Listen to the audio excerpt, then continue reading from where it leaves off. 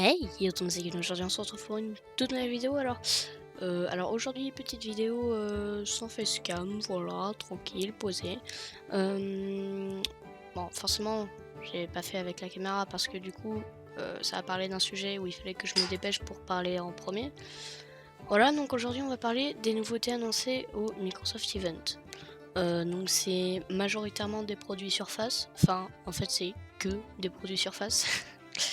Euh, donc on a, alors il me semble, ouais, on a 4 surfaces, enfin non, plus 3, on y a. On a 2 surfaces normales, donc une surface laptop 3 pardon, et une surface Pro X, enfin Pro 7 aussi, mais je compte ça comme la même surface. La X est bien sûr mieux, mais bon. Et ensuite on a un smartphone. Alors c'est un smartphone pliable, donc pas comme le Galaxy Fold, c'est pas l'écran qui se plie, il y a une charnière. Mais je pense que niveau résistance, ça sera quand même mieux que le Galaxy Fold. Et du coup, c'est beaucoup moins cher, je pense. Enfin, ils ont pas encore annoncé le prix. Et ensuite, on a une tablette. Donc, tablette à 2 écrans. Assez puissante. Non, pas vraiment puissante, mais qui est vraiment pas mal, genre pour travailler et tout. Donc 2 écrans auxquels vous pouvez rajouter un clavier. Et bien sûr, les deux ont les services Google. Sinon ça se serait pas vendu, du coup ils sont en partenariat avec Google. Bon bref, on va décrire ça en produit, enfin on va décrire ça en spécification. Bon bref, allez let's go. Donc la Surface Duo, alors donc c'est le smartphone pliable donc à charnière. Personnellement j'utiliserais plus comme un outil de travail ou comme tablette que comme smartphone parce que je trouve assez gros, enfin comme le Galaxy Phone, mais bon bref. Je trouve personnellement assez encombrant. Au niveau de la puissance, je pense qu'on est à peu près au même niveau qu'un OnePlus 7 ou qu'un Galaxy S10. Et voilà, c'est pas la partie la plus intéressante que j'ai trouvée, mais ça peut être pas mal, vraiment. Genre si vous faites des études et tout, avoir ce smartphone, ça peut être un bon plan. La tablette Neo, donc enfin la Surface Neo, donc c'est une tablette à 2 écrans encore, donc ils sont beaucoup dans le double écran, enfin c'est ce qui est à la mode en ce moment, bref. Donc une tablette à 2 écrans, donc ils ont une nouvelle interface Windows 10X, donc c'est une interface qui a été spécialement faite pour cette tablette, mais qui bien sûr sera pas dans les mises à jour Windows normales pour vos PC, voilà.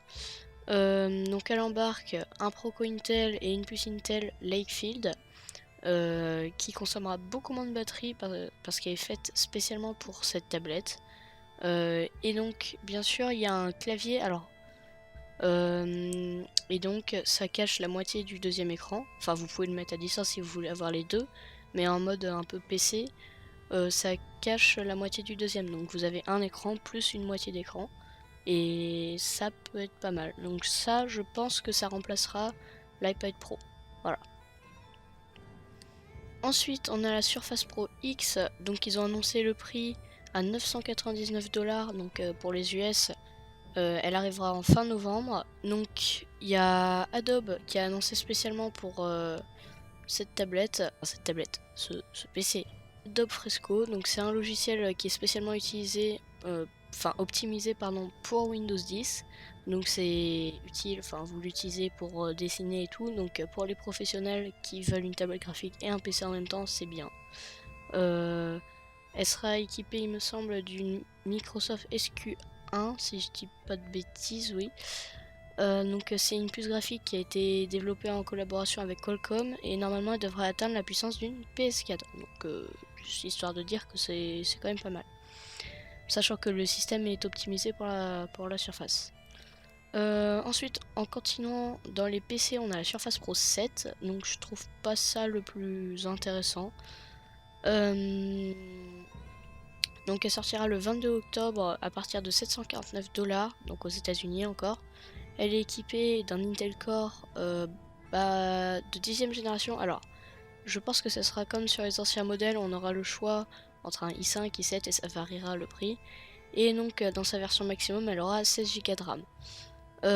Donc cette fois, petite spécificité, elle, en plus de Surface Connect, donc leur chargeur, elle acceptera l'USB-C. Ce qui peut être bien parce qu'ils ont rajouté la charge rapide sur tous leurs appareils. Donc en 1 heure je crois elle fait 80%. Donc ça c'est cool. Et comme c'est une Surface Pro, donc elle est utilisée pour les gens qui travaillent, elle est équipée d'un meilleur micro. Donc ils disent que c'est pour mieux détecter la commande vocale du PC. Mais je pense que ça sera surtout utile pour les gens qui travaillent. Comme ça il n'y aura pas de problème de micro, bon bref. Ensuite en dernier, donc en avant-dernier, le plus intéressant je trouve, on a la Surface Laptop 3, donc la suite de la Surface Laptop 2.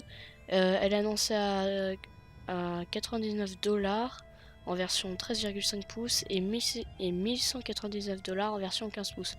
Donc personnellement je trouve que c'est la plus intéressante. Alors c'est une Surface Laptop plus puissante, en gros ils ont tout upgrade, pardon. Et la spécificité, si oui, ok, c'est que on aura le choix entre un Intel de 10e génération et un Ryzen 7. Alors ça c'est génial en fait. Voilà. Ensuite au niveau des spécifications, je crois l'écran est un peu mieux. Le pad est 20% plus grand.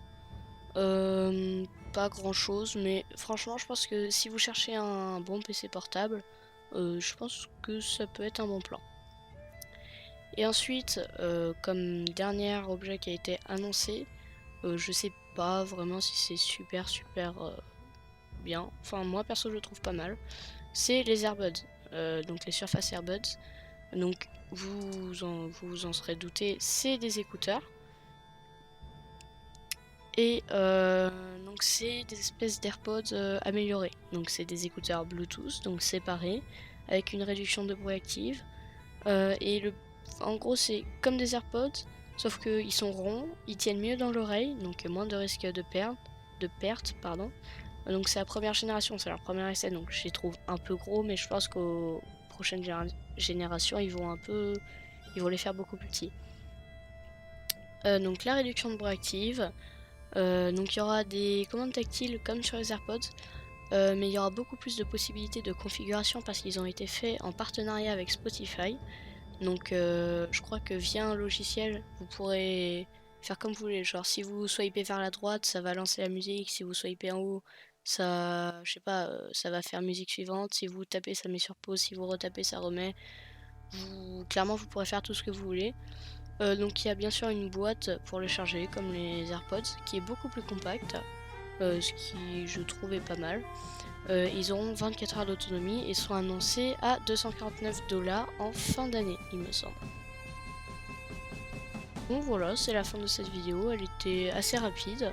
Vraiment j'ai fait ça, pas de caméra ni rien pour essayer de la sortir en premier par rapport à d'autres youtubeurs. Déjà pendant que je suis en train de la tourner je reçois des notifications les nouveaux produits Microsoft et tout. Donc j'espère qu'elle vous aura plu. Si c'est le cas, n'hésitez pas à lâcher un petit pouce bleu, à aller me follow sur les réseaux sociaux pour vous tenir au courant de toutes les nouveautés qui vont arriver parce que je compte déjà faire pas mal de trucs. Et bah voilà, ciao. Allez, salut!